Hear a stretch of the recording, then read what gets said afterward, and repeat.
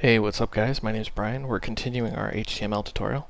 Now in this tutorial I'm going to teach you basic text manipulation. This is one of the easier things, but it gives a lot of bang for your buck. The first one I'm going to show you is how to bold things.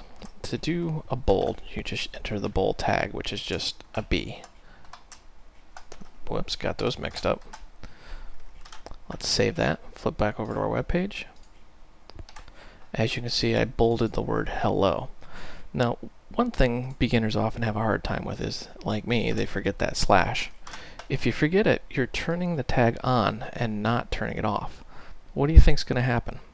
Well, if you guessed everything's going to be bold, you'd be correct. You see how everything's now bold. Let's go ahead and fix that by turning the tag back off. Now, another one is italics. Instead of a B, it's an I. Just change that, save it, refresh. You can see how the word hello is italicized. You notice that world is not italicized. The reason for that is we've turned that tag off right here. Now another one would be underlining. It's just a U. You can see the word hello is underlined. World is not. One thing you can do is you can mix and match these tags. For example, you can make something bold underline. Just remember to turn it on and turn it off. And let's go ahead and italicize the word world.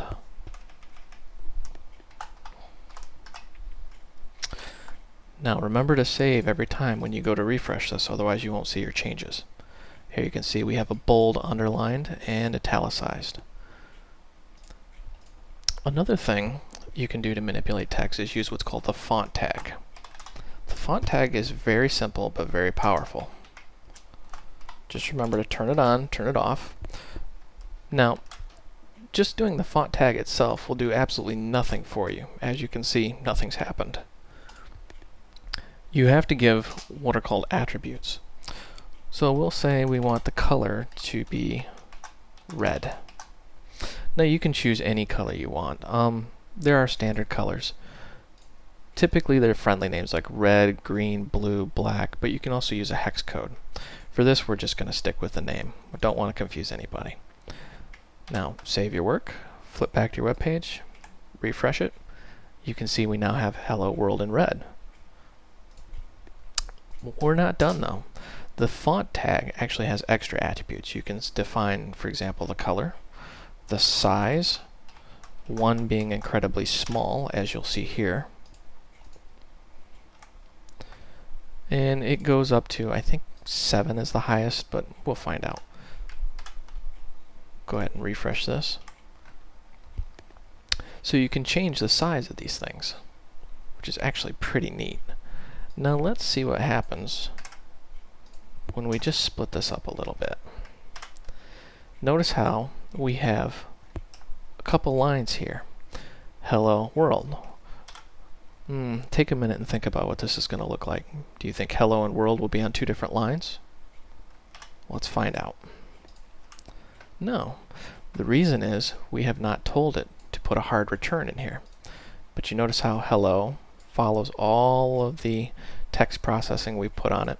It's red, its size is 7, it's bold, it's underlined. World is just italicized. Now, I'm going to show you how to force this to go onto separate lines. You enter what's called a hard return or a break. The break command does not have an off tag. It's a single tag, no off. For clarity, I'll just remove that extra one and you can see what's going to happen here. Every time you do a break command, it shoves it down one extra line. There you go. We have hello with all our font processing, a hard return which is not visible, and then the word world italicized. Now you can enter as many of these break commands as you want. It's actually very common to enter a couple of them right in a row just to move the line down further. Another thing you can do is change the font or the face. We'll just use Arial. That'll tell it to use a specific font face for that text. Now remember, just this is getting manipulated. The word world is not. For clarity's sake, let's actually just copy this tag.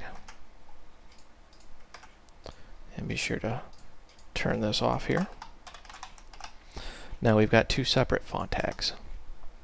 Space this out so you can see what's going on. Let's make the color blue. And let's give it a size of 3. Now we have two font tags. We're turning the font on and off, and then we're turning the font on and off again. One word will be red, one word will be blue. And there you go.